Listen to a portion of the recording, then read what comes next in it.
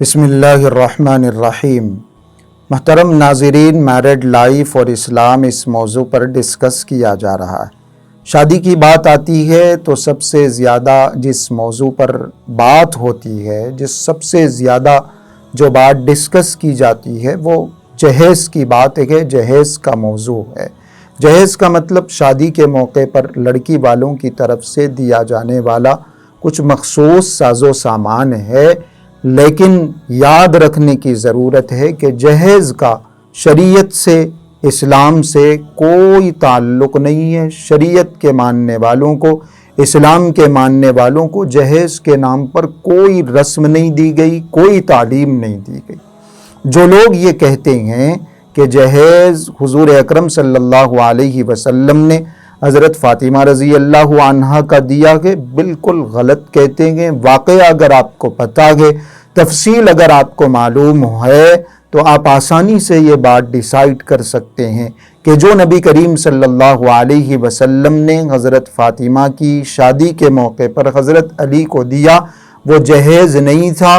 وہ حضور اکرم صلی اللہ علیہ وسلم نے حضرت فاطمہ کے والد ہونے کی حیثیت سے نہیں دیا، حضرت علی رضی اللہ عنہ کے سرپرست ہونے کی حیثیت سے دیا۔ حضرت علی کے سرپرست تھے آپ علیہ السلام۔ حضرت علی سے پوچھا کیا ہے تمہارے پاس؟ انہوں نے کچھ مال بتایا۔ اللہ کے رسول یہ میرے پاس موجود ہے۔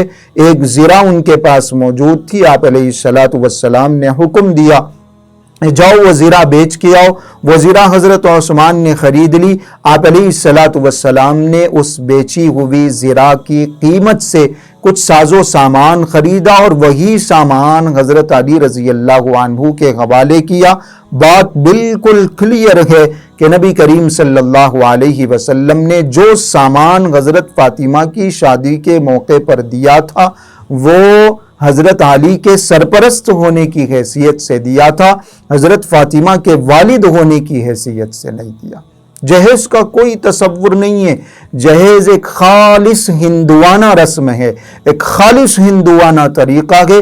چونکہ ان کے پاس بہنوں کے لیے، بیٹیوں کے لیے وراثت میں کوئی حصہ موجود نہیں ہے، اس لیے وہ بہنوں کی، بیٹیوں کی شادی کے موقع پر دان کے نام پر، جہیز کے نام پر کچھ ساز و سامان دے دیتے ہیں۔ ہمارے پاس وراثت کا باضابطہ حصہ موجود ہے، وراثت میں بہنوں کا، بیٹیوں کا باضابطہ حق موجود ہے، تو پھر جہیز کا کوئی تصور ہمارے پاس نہیں ہو سکتا۔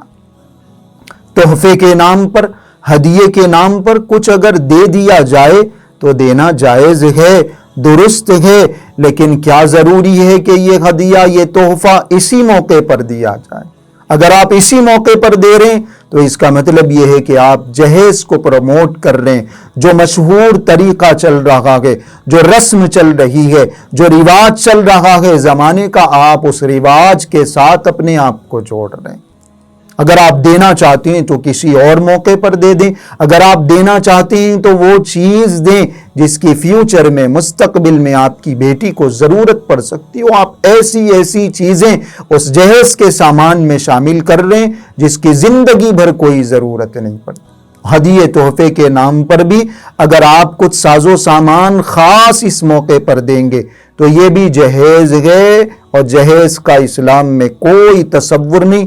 یہ ایک ایسی لعنت ہے، یہ ایک ایسا ناسور ہے جس نے ہمارے معاشرے کو تباہ و برباد کر کے رکھ دیا۔ ہماری نوجوان بہنیں منتظر بیٹھی ہوئی ہیں، ان کے پاس جہیز دینے کا سامان موجود نہیں، ان کی عمریں گزر رہی ہیں، باپ آہیں بھر رہا ہے اور ماں رو رو کے دعائیں کر رہی ہے۔ کوئی رشتہ نہیں، کیونکہ جہیز دینے کے لیے سامان نہیں۔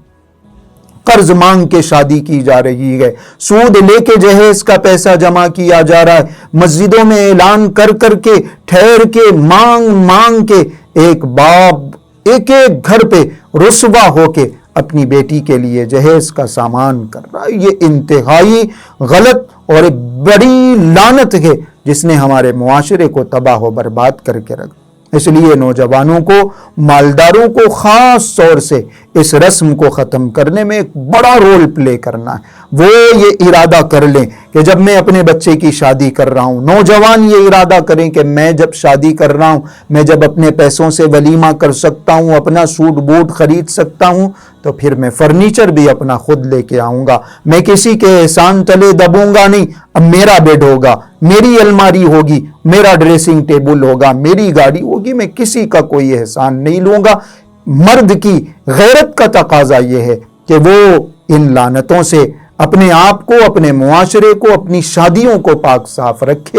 یاد رکھیں کہ جہیز مانگ کر لینا اور ڈیمانڈ کر کے لینا، ایک پوری لسٹ پیش کر دینا اور ایسے ہی جہیز کی نمائش کرنا، دکھانا، یہ ساری چیزیں ناجائز ہیں، بالکل بھی درست نہیں۔ اس سے معاشرے میں ایک انتہائی گھناؤنی رسم پروان چڑھ رہی ہے۔ اس کو جتنا جلدی ختم کیا جائے گا، جتنی جلدی اس رسم کو، اس لعنت کو دبایا جائے گا، اتنی جلدی ہمارا معاشرہ پاک صاف ہوگا، ہماری ماؤں بہنوں کی عزتیں باقی رہیں گی، ہماری سوسائٹی میں حیا کا، پردے کا اور ایسے ہی اللہ کے احکامات کا، اللہ کی مرضی کا ایک رواج چلے گا، سنتیں عام ہوں گی۔ اور اگر ہم ان لعنتوں کو ایسے ہی پروموٹ کرتے رہیں اور ہدیے کے نام پر، تحفے کے نام پر، یا یہ کہہ کے کہ اگر ہم نے تو کوئی ڈیمانڈ نہیں کی، اگر وہ دے رہے ہیں تو دینے میں کیا حرج ہے، ہم لینا نہیں چاہتے، یہ سارے ہیلے بہانے ہیں۔